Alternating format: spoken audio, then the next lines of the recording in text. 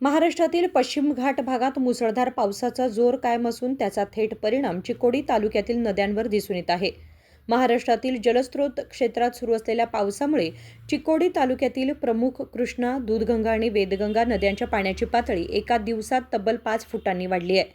नद्यांच्या पाण्याची पातळी अचानक वाढल्यामुळे नदीकाठच्या नागरिकांमध्ये पुन्हा पूरस्थितीची भीती निर्माण झाली आहे. गेल्या काही दिवसांपासून आटलेल्या कृष्णा नदीला आता नवसंजीवनी मिळाली असून सध्या नदीत पाणी वेगाने वाढताना दिसत आहे.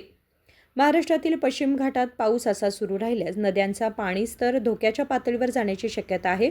त्यामुळे चिकोडी तालुक्यातील खालच्या भागांमध्ये तसेच नदीकाठच्या गावांमध्ये पाणी शिरण्याची शक्यता वर्तवली जात आहे. उदय होसमनी, KMM मराठी, चिकोडी.